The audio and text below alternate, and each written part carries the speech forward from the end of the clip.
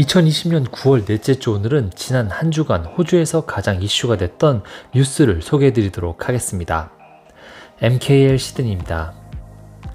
한 주간 이슈가 된 소식은 호주 입국자 숫자 확대 소식과 빅토리아 지방지역 규제 완화 소식, 호주 대학교 구조조정 관련 소식입니다. 지난 금요일 전국 비상내각회의에서 이번 금요일부터 매주 호주로 입국이 가능한 입국자 숫자를 기존 4,000명에서 6,000명으로 확대하기로 결정했습니다. 코로나 바이러스로 인해 국경이 막혀있는 상황에서 호주 시민권자나 영주권자 등 일부만 입국이 가능한 상황인데요. 이처럼 해외에서 입국하는 사람들은 2주간 호텔에서 격리를 필수적으로 해야 합니다. 하지만 격리 가능한 호텔 수용시설에 한계가 있기 때문에 그동안 입국자 수를 제한해 왔었는데요. 해외에서 입국을 기다리는 사람들의 숫자가 24,000명 이상으로 파악이 되고 있지만 입국 제한으로 인해 해외에 붙잡혀 있는 상황입니다. 뉴사우스웨일스주는 하루 350명씩 매주 약 2,500명가량을 받고 있었던 입국자 수를 500명 더 늘리게 됩니다. 퀸즐랜드와 서호주는 200명을 추가로 늘리게 되는데 퀸즐랜드는 10월 4일부터, 서호주는 10월 11일부터 300명씩을 추가로 받게 됩니다. SA주도 360명 이상 늘릴 예정입니다. 빅토리아주는 호텔 격리 문제점이 발견이 되면서 해외 입국자를 받지 않고 있는 상황이고 ACT, NT, 타스메니아의 경우 국제선 항공기가 없는 지역입니다.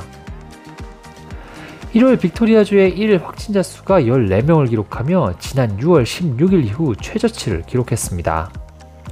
이에 따라 멜번 광역권의 14일 평균 하루 확진자 수는 목표치였던 50명을 크게 밑도는 36.2명을 기록했습니다. 빅토리아 지방지역의 경우 14일 평균 확진자가 1.8명을 기록하며 매우 안정적인 상황인데요. 이 때문에 지난 목요일부터 빅토리아 지방지역의 규제가 완화되었습니다. 로드맵 3차 완화 단계가 시행된 것인데요. 모든 상점이 문을 열고 외출이 자유로워지며 야외 모임 인원은 10명까지 가능해집니다. 빅토리아 주경찰과 호주 방위군은 안정화 국면에 접어든 빅토리아 지방지역을 보호하기 위해 멜번을 빠져나가는 차량에 대한 검문 검색을 강화하고 있는데요. 1. 의료, 간병 등 합법적인 이유 외에 멜번에서 지방으로 떠나지 말아야 한다고 강조를 하며 몰래 빠져나가는 사람에게 5,000불의 벌금을 부과할 예정입니다. 하지만 멜번의 이 같은 강력한 봉쇄 조치는 멜번 주민들의 불만을 낳고 있고 이를 반대하는 집회도 계속해서 열리고 있습니다. 호주 8월 실업률이 6.8%로 떨어졌습니다. 지난 7월에는 7.5%로 22년 만에 실업률 최고치를 기록했지만 8월에만 11만 개의 새로운 일자리들이 만들어지면서 한 달여 만에 실업률이 다시 떨어졌습니다. 하지만 호주 중앙은행은 올 연말까지 실업률이 10%까지 치솟을 것이라고 예상하며 실업수당을 신청하는 사람이 40만 명에 이를 것이라는 어두운 전망을 내놓았습니다.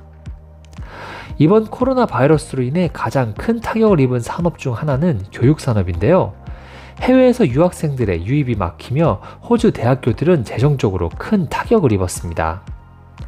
하지만 코로나 관련 호주 정부의 가장 큰 지원금 중 하나인 일자리 유지보조금, 잡키퍼가 대학교 등에는 적용되지 않기 때문에 재정난은 더욱 심각해지고 있습니다. 호주 각 대학교에서는 교직원들을 구조조정하며 살아남기 위해 노력하고 있는데요. 호주 3차 교육기관의 실업자 수가 11,000명에 다다를 것으로 추정되고 있습니다. 교육 분야는 호주에서 네 번째로 큰 수출 분야로 이 분야가 무너지면 호주 경제에도 타격이 크기 때문에 이를 위한 혜택이 마련되어야 한다는 의견이 커지고 있습니다. 오늘은 코로나 바이러스가 점점 안정화를 보이는 가운데 호주 입국자 수를 늘리고 멜번 지방지역의 제한 조치도 완화되는 소식을 전해드렸는데요. 경제 문제, 특히 교육산업 관련된 타격이 대두가 되었던 한 주간이었습니다.